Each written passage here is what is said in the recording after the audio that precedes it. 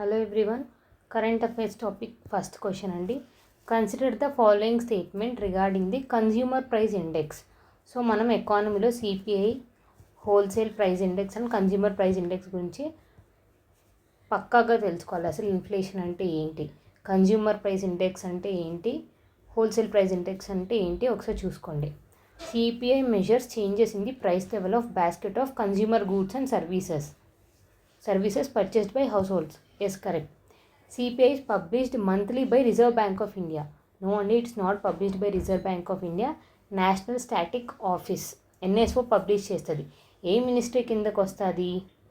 Ministry of statistics and programme implementation, MoSPI కింద. CPI is key measure used to calculate inflation in India. So only two statements are correct. D is the answer. Consider the following statement regarding parliamentary committees in India. మనకి ఎన్ని parliamentary committees ఉంటాయి? So ఇప్పుడు ఇంకొకటి ఏంటి, standing committees అంటే ఏంటి, parliamentary committees అంటే ఏంటి ఒకసారి చూసుకోండి. మనకి ఎన్ని పార్లమెంటరీ కమిటీస్ ఉన్నాయి? వి హ్యావ్ పార్లమెంటరీ కమిటీస్ కిందనే స్టాండింగ్ కమిటీస్ వస్తాయి. యాక్చువల్లీ ఏంటి, మనకు 2 types ఆఫ్ కమిటీస్ అండి, parliamentary committees, cabinet committees. Parliamentary కమిటీస్లో స్టాండింగ్ కమిటీస్ ఒకటి, అడ్హాక్ కమిటీస్ ఒకటి. Standing committees are permanent, ad hoc అనేది రీజన్స్ని బట్టి అప్పుడున్న అవసరాలని బట్టి ఫామ్ అవుతాయి. ఈ పార్లమెంటరీ స్టాండింగ్ కమిటీస్ కూడా ఎన్ని ఉన్నాయి? సమ్ డిపార్ట్మెంటల్ కమిటీస్ అని కూడా అంటారు, 24 కమిటీస్ ఉంటాయి. అదే cabinet committees 8 committees, important, ministry of defence అలాంటివి. సో ఒకసారి క్లియర్గా తెలుసుకోండి. పార్లమెంట్ అనేది లోక్సభ, రాజ్యసభ, ప్రెసిడెంట్. లోక్సభ, రాజ్యసభ కాకుండా డిఫరెంట్ కమిటీస్ ఉంటాయి. మెంబర్ ఆఫ్ పార్లమెంట్, ఎంతమంది, స్పీకర్ దేనికి చైర్మన్గా ఉంటాడు. కొన్ని కమిటీస్కి, క్యాబినెట్ కమిటీస్లో ప్రైమ్ మినిస్టర్ చైర్మన్గా ఉంటారు, హోమ్ మినిస్టర్ చైర్మన్ లాగా ఉంటారు. సో ఆ కమిటీస్ ఏంటో ఒకసారి చూసుకోండి, ఎందుకంటే నంబర్ ఆఫ్ టైమ్స్ రిపీట్ అవుతుంది న్యూస్లో. సో ఇప్పుడు parliamentary committees. So 2 types of parliamentary committees, standing and ad hoc committees. Standing in 24.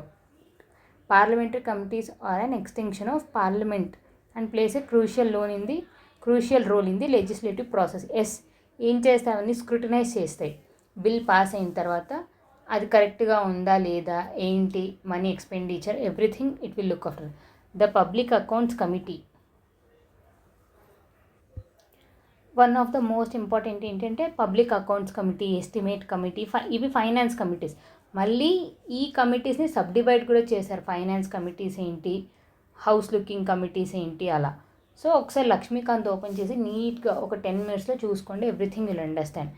The recommendation of parliamentary committee are binding on the government. No అండి, advisory in the nature. Maximum ఇప్పుడు నీతి ఆయోగ్ పైన advisory in nature, finance commission కూడా advisory in nature, parliamentary committees కూడా advisory in nature. అదే cabinet committee ఇస్తే binding in the nature. So binding అంటే ఏంటి, advisory అంటే ఏంటి, ఏ కమిటీస్వి యూపీఎస్సీ ఇచ్చేది recommendations are also non binding, advisory, అలాంటివి ఏంటో ఒకసారి చూసుకోండి. So the answer for this is 1 and 2, only 2 options. Sonai Rupai wildlife sanctuary located in which of the following state? Assam. ఇప్పుడు మీరు wildlife sanctuary, biosphere reserve అంటే ఏంటి, wild life sanctuary అంటే ఏంటి, నేషనల్ పార్క్ అంటే ఏంటి ఒకసారి చూసుకోండి. సో ఇలా వచ్చినప్పుడు సరే ఇవన్నీ చూసుకోకపోయినా ఎన్ని బయోస్పియర్ రిజర్వ్స్ ఉన్నాయి, ఎన్ని వైల్డ్ లైఫ్ శాంచురీస్ ఉన్నాయి, tiger reserves, elephant reserves. So మీరు నంబర్ ఆఫ్ థింగ్స్ చూసుకోవాలండి. జస్ట్ ఇలా వస్తే మ్యాక్సిమం ఈ టాపిక్స్ గురించి రావచ్చు, కానీ ట్విస్ట్ చేయడానికి బియాండ్ కూడా మనం తెలుసుకొని ఉంటే ఎక్కడి నుంచి అడిగినా we can answer. Sonai Rupai wildlife sanctuaries located which of the following state అంటే ఆన్సర్ ఈజ్ అస్సాం. అండ్ రీసెంట్గా ఎన్ని నేషనల్ పార్క్స్ ఉన్నాయి అండ్ ఎన్ని వైల్డ్ లైఫ్ శాంచురీస్ ఉన్నాయి, ఎన్ని బయోస్పియర్ రిజర్వ్స్ ఉన్నాయో కమెంట్ సెక్షన్లో కమెంట్ చేయండి. 4th, which of the following correctly describes the repo rate? Economy terminologies అండి. బ్యాంక్ రేట్ అంటే ఏంటి, రెపో రేట్ అంటే ఏంటి, రివర్స్ రెపో అంటే ఏంటి, cash reserve ratio, CRR, SLR, statutory liquidity ratio, ఇవన్నీ ఒకసారి తెలుసుకోండి. రెపో రేట్ అంటే ఏంటి? The rate at which the reserve bank of India lends money to commercial banks for short term. అదే లాంగ్ టర్మ్కి ఇస్తే ఏమని అంటారు? అదే రివర్స్లో the rate at which the commercial banks lend money to reserve bank. దీన్ని ఏమంటారో ఒకసారి చూడండి. అండ్ అలా చూసుకున్న తర్వాత బ్యాంక్ రేట్ ఎంత ఉంది ప్రజెంట్, రివర్స్ రెపో ఎంత ఉంది, 4.5 3.5 ఒకసారి చూసుకోండి. యాక్చువల్గా ఖచ్చితంగా అంత డీటెయిల్డ్గా అడగడు, బట్ మనం తెలుసుకుంటే ఫ్యూచర్లో ఎంత కన్ఫ్యూజ్ చేసినా will not get confused. Consider the following statement regarding GST council. GST గురించి ఎప్పుడూ ఉంటుంది. It is a constitutional body. Yes, under article 279 A amendment 101 constitutional amendment. The Union Finance Minister is the chairperson. Yes, the GST Council's decisions requires the 3/4 majority of members present and voting. No, 3/4 of majority. Yes, 3/4 of majority is important of members present and voting. And ఈ ఓటింగ్లో కూడా ఇంకొకటి మీరు ఏం చూసుకోవాలంటే స్టేట్స్కి ఎంత rights ఉన్నాయి, సెంటర్కి ఎంత రైట్స్ ఉన్నాయి. ఓటింగ్ చేసేటప్పుడు ఎక్కువ స్టేట్స్కే రైట్స్ ఉన్నాయి. క్లియర్గా ఒకసారి చూసుకోండి. ఇప్పుడు 58th జిఎస్టీ కౌన్సిల్ మీట్ అవుతున్నారు.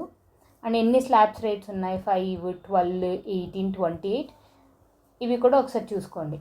అండ్ ఏ ట్యాక్సెస్, బికాస్ మనకు ప్రీవియస్గా డైరెక్ట్ ట్యాక్స్, ఇండైరెక్ట్ ట్యాక్స్ ఉండేది.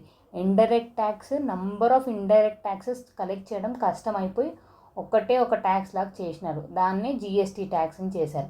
ఆ జిఎస్టీ ట్యాక్స్లో డిఫరెంట్ స్లాబ్ రేట్స్ ఉన్నాయి. ఆ జిఎస్టీ ఫిక్స్ చేసేది ఎవరు, ఎలా ఫిక్స్ చేస్తారు, అవన్నీ ఒకసారి చూసుకోండి. And answer for this all 3 are correct. Consider which of the following best describes the purpose of DNA profiling. అంటే డిఎన్ఏ చేంజ్ చేయడం, మ్యాచ్ చేయడం, టెస్ట్ చేయడం, ప్యాటర్నిటీ టెస్ట్ కోసం దానికోసం యూస్ అయ్యేది డిఎన్ఏ ప్రొఫైలింగ్. సినిమాల్లో చాలా చూసుంటారు, డిఎన్ఏ టెస్ట్ చేయండి, డిఎన్ఏ టెస్ట్ చేయండి అని. దట్స్ వాట్ కాల్డ్ యాజ్, క్లీన్గా చెప్తే డిఎన్ఏ ప్రొఫైలింగ్ అంటారు. To identify individual based on their unique DNA characteristic. Yes, that is called as DNA profiling. దీనివల్ల ఏం తెలుస్తుంది,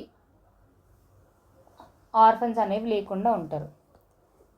and 7th, the insolvency and bankruptcy board of India IBBI was established to oversee the implementation of Insolvency and Bankruptcy Code 2016. Which of the following is not a function of IBBI? So ఇక్కడ చూసారా, not. ఫాస్ట్గా సగం క్వశ్చనే చదవడం కాదు, కంప్లీట్గా చదవండి. Adjudicating disputes related to bankruptcy cases. చూసారా ఇక్కడ బోర్డ్ ఏం చేస్తుందండి, రెగ్యులేట్ చేస్తుంది. ఎవరెవరు ఇన్సాల్వెన్స్ ఉన్నారు, అడ్మినిస్ట్రేషన్ చేస్తుంది, రెగ్యులేషన్ చేస్తుంది, ఎవ్రీథింగ్ లుక్ ఆఫ్టర్. అంతేగాని ఇది డెసిషన్స్, ఇది జడ్జిమెంట్స్ పాస్ చేయదు. బికాజ్ ఇది పాస్ చేయడానికి వీ హ్యావ్ డిఫరెంట్ ట్రిబ్యునల్స్. ఆ ట్రిబ్యునల్సే వెరిడిక్ట్ ఇచ్చేది, national company law tribunal. So adjudicating disputes అంటే వాటి గురించి లాస్ పాస్ చేసేది ఏది, national company law tribunal. So remember, IBBI is an board. Bankruptcy అంటే ఏంటి, చాలా చిన్న చిన్న లోన్స్ తీసుకొని ఎక్కొట్టడం కాకుండా కొంతమంది కోట్లలో, ఫర్ ఎగ్జాంపుల్ పెద్ద మంది స్కామ్ చేశారు. అశోక్ మెహతా, ఇంకా ఐఎమ్ నాట్ గెట్టింగ్, సమ్ డీతో స్టార్ట్ అవుతుంది కండి, ముంబై, ఆయన పేరు I'm not getting remember. But మీకు తెలిస్తే కమెంట్ సెక్షన్లో కమెంట్ చేయండి. సమ్ 3 to విజయ్ మాల్యా, అశోక్ మెహతా, వీళ్ళంతా స్కామ్ చేసి స్టాక్ మార్కెట్సే స్కామ్ కాకుండా మనీ కూడా తీసుకొని సమ్ పెద్ద బిజినెస్ ఎస్టాబ్లిష్ చేయాలి అని తీసుకుంటారు. కానీ ఏం చేస్తారు, వేరే కంట్రీస్లో వెళ్ళి సెటిల్ అయిపోతారు, ఇక్కడ మనీ పే చేయరు. అప్పుడు బ్యాంక్ ఏం చేస్తుంది, బ్యాంక్ మళ్ళీ ఆ మనీని రిటర్న్ తెచ్చుకోవడానికి, కనీసం కొంచెమైనా చేసుకోవడానికి ఒక బోర్డ్ని ఎస్టాబ్లిష్ చేస్తుంది. కంపెనీస్ ఫ్రాడ్ చేసినప్పుడు ఏవి చేసినా దాన్నే bankruptcy board, insolvency and bankruptcy board. And ఈ ఇన్సాల్వెన్సీ అండ్ బ్యాంక్రప్ట్ అవ్వడానికి non performing assets, default account, ఇవన్నీ ఒకసారి చూసుకోండి. డిఫాల్ట్ అకౌంట్ అంటే ఏంటి, నాన్ పర్ఫార్మింగ్ అసెట్ అంటే ఏంటి, స్టాండర్డ్ అసెట్ అంటే ఏంటి, డౌట్ఫుల్ అసెట్ అంటే ఏంటి, ఇవన్నీ ఒక్కసారి just insolvency and bankruptcy code అని టైప్ చేసి UPSC అని టైప్ చేయగానే ప్రతి ఒక్కటి వస్తుంది. రాకపోతే కనీసం నేను చెప్పినవన్నా చూసుకోండి. స్టాండర్డ్ అసెట్ అంటే ఏంటి, నాన్ పర్ఫార్మింగ్ అసెట్ అంటే ఏంటి, డౌట్ఫుల్ అసెట్ అంటే ఏంటి అని. Cox Bazar, wear many Rohingya refugees from Myanmar migrated, is located in which country? This is the easiest bit అండి. ఒకసారి అడిగితే ఇలాంటి questions easily we can answer. Cox Bazar is in Bangladesh. ఇప్పుడు అందరూ వస్తున్నారు అని. Rakhine state of Myanmar.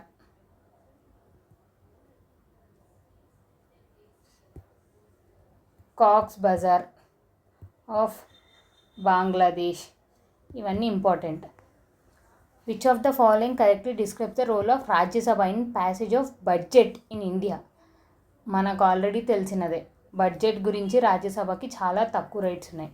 Rajya Sabha can suggest amendments to the budget but Lok Sabha is not bound to accept them. Yes, this is correct. Rajya Sabha has the power to reject. No, ఖచ్చితంగా accept చేయాలి. Rajya Sabha has no role in the budget.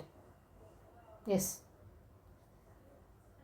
Sorry, it's not no role, it has. కనీసం amendments చెప్పే power అదన్నా ఉంది కదా. No role అంటే కంప్లీట్గా role లేకపోవడం. Rajya Sabha has the power to amendment the financial bill. No, మనకు ఫైనాన్షియల్ బిల్లో కూడా 2 టైప్స్ ఆఫ్ బిల్స్ ఉన్నాయి. ఫైనాన్షియల్ బిల్ 1 or 2 అని స్పెసిఫిక్గా మెన్షన్ చేయలేదు కాబట్టి. So the answer for this is only B. మీరు ఒకసారి కంప్లీట్గా మనీ బిల్ అంటే ఏంటి, బడ్జెట్ అంటే ఏంటి ఒకసారి చూసుకోండి. 10th, what is the primary objective of Kavach system introduced in railways system.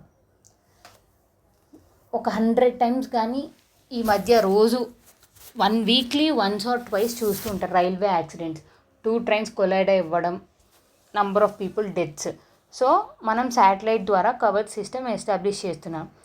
2 trains ఉన్నప్పుడు సిగ్నల్స్ ఆటోమేటిక్గా పాస్ అవ్వడం. మాన్యువల్గా చాలామంది మాన్యువల్గా సిగ్నల్స్ పాస్ చేయాలంటే వాళ్ళు నిద్రపోవడం, ఆర్ఎల్ నిద్రపోవడమే కాకుండా సమ్ డిఫరెంట్ రీజన్స్ వల్ల వాళ్ళు సరిగ్గా సిగ్నల్స్ పంపించడం లేదు. So this is an automatical Kavach system అనేది. సిగ్నల్స్ ఆటోమేటిక్గా పోయి ఒకవేళ దగ్గరగా అప్రోచ్ అయిపోతుంటే ఆటోమేటిక్గా బ్రేక్ కూడా అదంతకదే అవుతుంది. సో మీరు ఒకసారి కవచ్ సిస్టమ్ గురించి కూడా చూడండి. నేను ఆల్రెడీ నా వాట్సాప్ ఛానల్లో, టెలిగ్రామ్ ఛానల్స్లో చాలాసార్లు కవచ్ సిస్టమ్ ఎలా వర్క్ చేస్తుంది అనేది పిక్చర్ రిప్రజెంట్ చేసి చూపించాను. ఒకసారి చూసుకోండి. To prevent train collision and ensure the safety to train operators. So the answer for this is B. సో ఇప్పుడు మనం ఏం చూసుకున్నాం, కవచ్ సిస్టమ్ అంటే ఏంటో చూసుకున్నాం, బడ్జెట్ గురించి చూసుకోండి, కాక్స్ బజార్ అండ్ రోహింగ్యాస్ అంటే ఎవరు ఒకసారి చూసుకోండి, రెఫ్యూజీస్ అంటే ఏంటి, and insolvency and bankruptcy code board గురించి, డిఎన్ఏ ప్రొఫైలింగ్ ఏమంటారు, జిఎస్టీ కౌన్సిల్ గురించి తెలుసుకున్నాం, repo rate, reverse repo, bank rate, cash reserve ratio, statutory liquid ratio, ఇవన్నీ తెలుసుకోండి. సోనియా రూపాయ్ వైల్డ్ లైఫ్ శాంచురీస్, రీసెంట్గా వచ్చిన వైల్డ్ లైఫ్ శాంచురీస్ ఏంటి, నేషనల్ పార్క్స్ ఏంటి చూడండి. And parliamentary committees, cabinet committees, standing committees, and last consumer price index, CPI, WPI difference ఒకసారి తెలుసుకోండి. మీకు ఏ కమెంట్స్ ఉన్నా కమెంట్ సెక్షన్లో కమెంట్ చేయండి. And please do follow in our Telegram and WhatsApp channel. Thank you.